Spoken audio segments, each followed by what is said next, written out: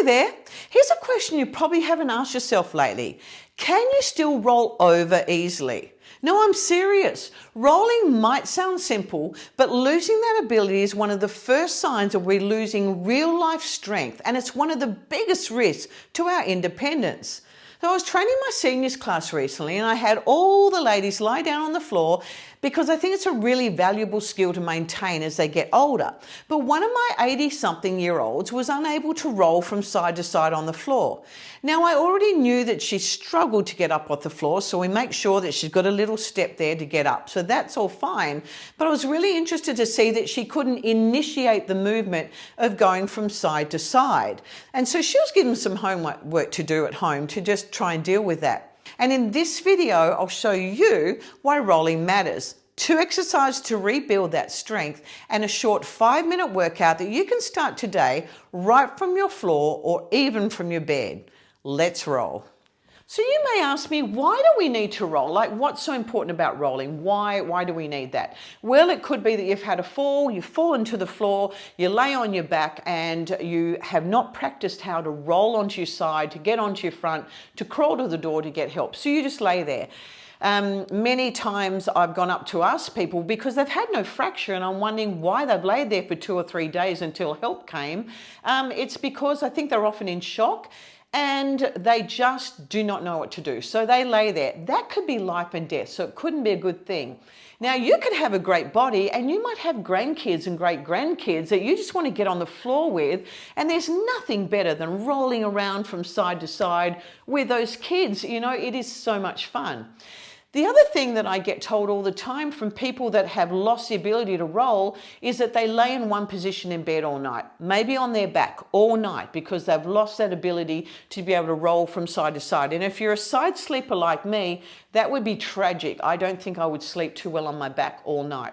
So being able to roll is so essential. Let's have a look at a couple of moves that we can do so we can keep you mobile and being able to roll side to side. Here's our first one. So the first one we're going to do is just simply lie on the floor. We're going to take one knee up and one leg down.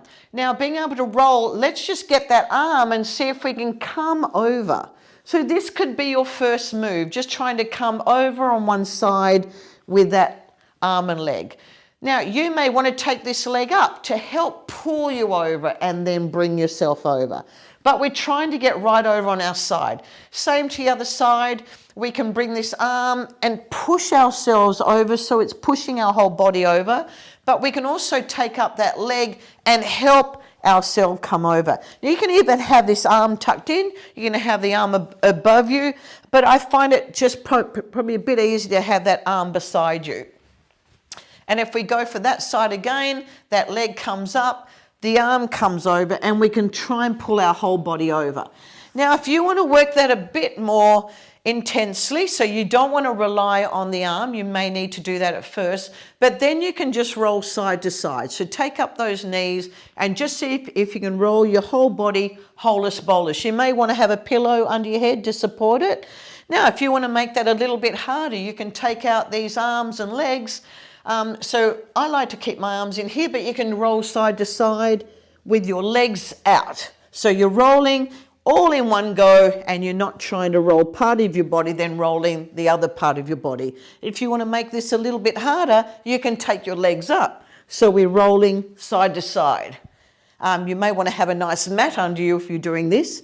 Can really get into those hips. And if you want to make this a bit harder, to challenge yourself a bit more, just grab a weight so you've got a weight beside you by your chest and going over side to side with a weight. And we can even roll right over. So what I'd really like you to do with one of these movements is to come right over. So right over and right over to the side again. If you're going to be down on the floor with grandkids, they don't want to do a half roll. They want to do a full roll. So see how you go with that one. Exercise number 2. We're simply going to be getting onto our front.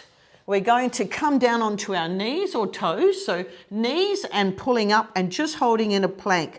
We can curl those toes under and hold here, but otherwise we're just staying here and holding in a plank. We're pulling the belly button in, Try not to drop the head. Don't drop the hips down. Just holding a little way off the floor with our belly button pulled in and hold. See if you can hold there for a period of time. And those are our 2 exercises. Now we're going to look at a short workout that we can work all those muscles to be able to continue to roll. Okay, so we're going to go for 40 seconds and we're just going to roll over, coming onto one elbow. Rolling over onto one elbow. Now, if you can't come up onto the one elbow, just come up to where you can.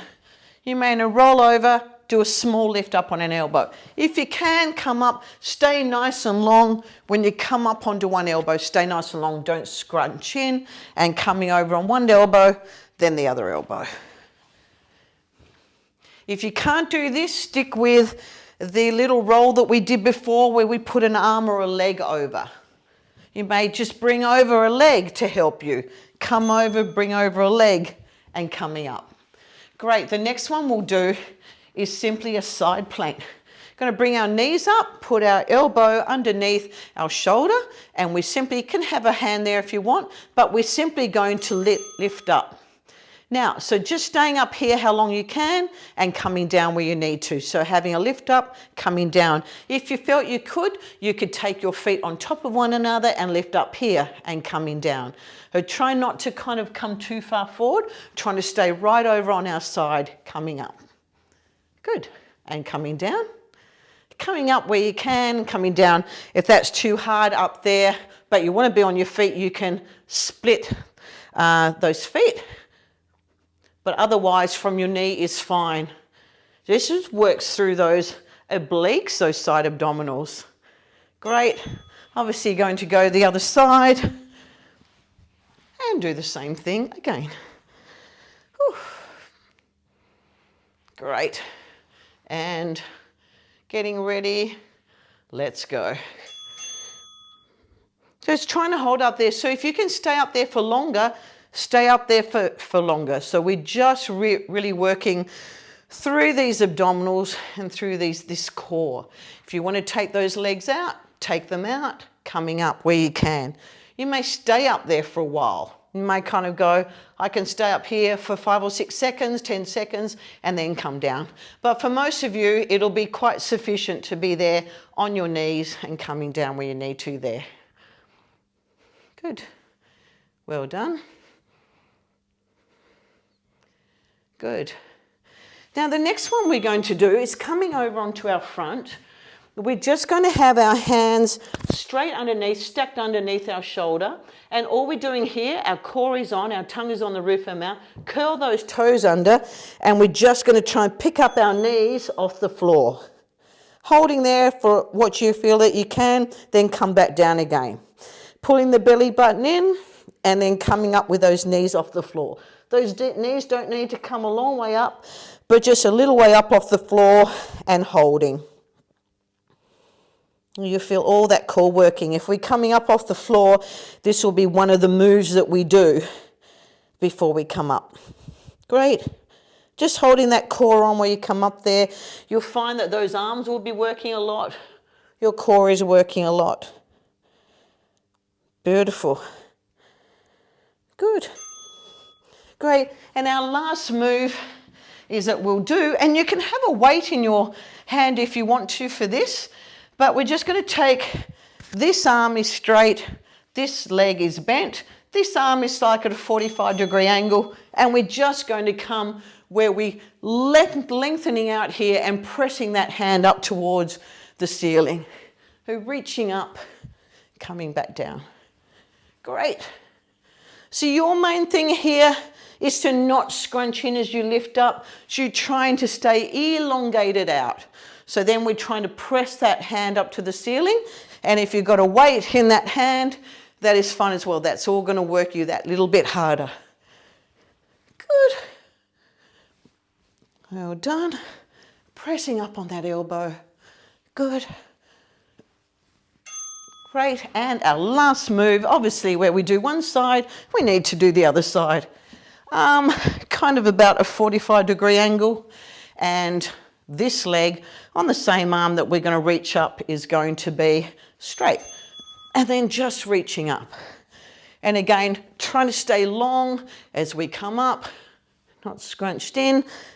Important to have the tongue on the roof of our mouth because our neck has to do a lot of work as we come up. And simply having that tongue behind our top teeth firmly planted there supports this neck as we come up. Great. Wonderful. Good, and we're almost there, 10 seconds away. Whew. Great job.